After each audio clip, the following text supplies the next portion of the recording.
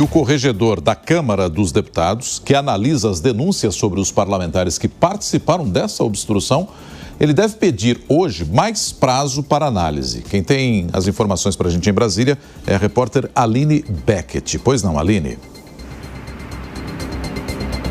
Olha, Nonato, inicialmente o rito da Corregedoria Parlamentar prevê que o corregedor tem até 48 horas para poder analisar as representações que foram apresentadas pelo presidente da Câmara, Hugo Motta, na última sexta-feira, uma representação sobre 14 parlamentares da oposição que ocuparam o plenário da Câmara e também uma representação específica em relação a uma deputada do PT que estava ali para ser analisada separadamente. Ele tem 48 horas, então, para analisar de acordo com o rito, depois ele passa para a mesa diretora e a mesa diretora passa para o Conselho de Ética.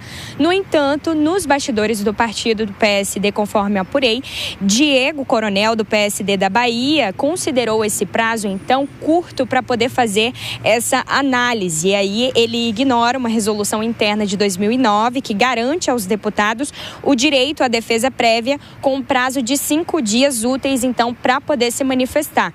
Então, de acordo com esse rito, ele teria 48 horas, mas diante dessa prerrogativa da ampla defesa dos deputados, então ele quer propor ao presidente Hugo Motta um prazo de até 5 dias para que os parlamentares possam, então, direcionar ali as suas defesas à Corregedoria Parlamentar, e aí ele pede, além disso, além desse prazo de 5 dias de ampla defesa, um prazo de até 45 dias para que ele possa entregar essa análise final sobre essas representações que foram apresentadas. Um rito ordinário, então, que abre mais espaço para essa ampla defesa. Então, o objetivo é garantir o contraditório e evitar decisões mais rápidas e automáticas, principalmente em casos mais complexos.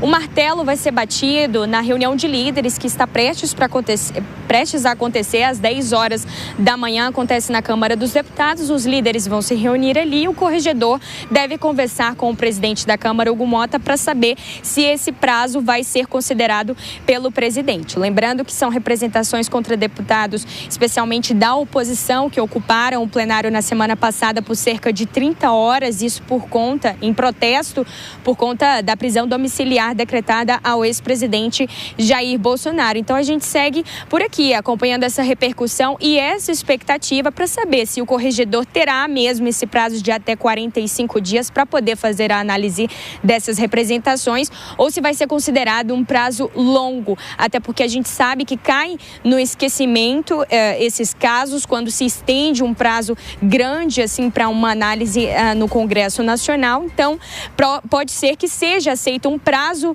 maior, mas não de 45 dias, ou pode ser que dê certo também esse prazo de 45 dias. Então a gente segue aqui nessa expectativa para saber o que o presidente da Câmara, Hugo Motta, vai decidir em conjunto com Diego Coronel sobre a análise dessas representações contra esses deputados federais. Eu volto com você.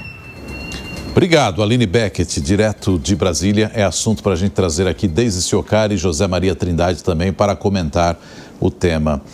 O Zé, a Aline chamou a atenção aí porque quando isso demora muito, cai no esquecimento, e é um fato. E tem muita gente dizendo que já tem cheirinho de pizza por aí, será, Zé? Pois é, recentemente foi inventado um novo rito, o rito sumário, para punir deputados que estavam extrapolando em plenário, né? E isso dá ao presidente, à mesa diretora da Câmara dos Deputados, o poder de fazer uma punição ali imediata, uma suspensão de mandato, não a cassação, mas uma suspensão. E independente do processo de cassação que algum partido possa representar.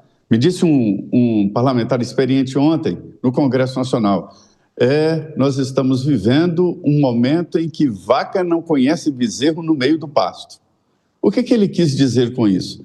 É o seguinte, uma fábula que mostra que tradicionalmente os partidos se protegiam, cada um cuidava de si. Agora não. Cada partido quer representar contra outro. Isso está enchendo o Conselho de Ética, até por razões simples, né? São vários partidos ameaçados ali de cassação, exatamente por problemas ali.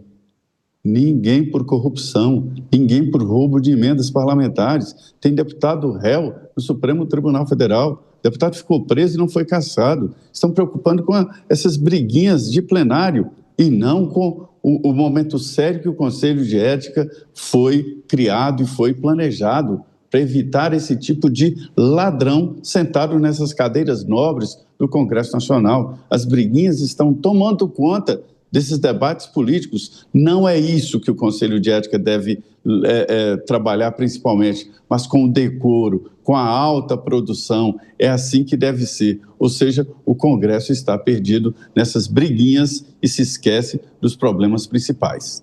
Deise, você vê que essas punições, né, ou possivelmente uma suspensão, precisam ser individuais, diferentes, e aí esse pedido, né, de mais tempo se faz legítimo? Olha, Soraya, o pedido de mais tempo, ele se faz legítimo porque os acusados, eles precisam preparar a defesa deles, né? Isso é inevitável nesse processo, até para garantir o devido processo legal, né? Então, eles precisam desse tempo de defesa. Isso também tem um ponto importante, que é evitar as decisões precipitadas, né? Então, elas poderiam depois ser questionadas judicialmente, e aí isso estenderia ainda mais esse processo todo. E esse prazo um pouco maior, goste-se ou não, ele também reforça a sensação de legitimidade do processo, muito por causa disso que eu já falei, e mostrando que houve espaço para o contraditório, que é fundamental numa democracia. Agora, a Beckett chamou atenção para um ponto que é extremamente importante. O Congresso Nacional, entre escolher dar tempo para que as defesas se organizem e dar uma resposta para a sociedade em relação à impunidade, o Congresso Nacional optou pelo relógio, né? Optou pelo tempo para que as defesas se organizem. E aí a gente entra num ponto que é muito importante, porque essa história toda, ela vai perder o efeito imediato, né? Então, o rito sumário para punir essas condutas graves, ele vai passando. E aí o que isso provoca? A sensação de impunidade na sociedade, né? Mais uma vez, aquilo que eu estava falando antes, que a maior parte da população não acredita no Congresso Nacional, então isso acaba aumentando essa sensação de impunidade e também aumenta o tempo e espaço para manobras políticas. Isso pode atrasar ou, invariavelmente, até esvaziar as punições. E aí a gente tem um ponto muito importante, ou seja, é necessário que o Congresso acompanhe isso com a devida urgência, dando espaço ao contraditório, mas que não deixe que isso caia na impunidade, mais uma vez, como a história tem mostrado.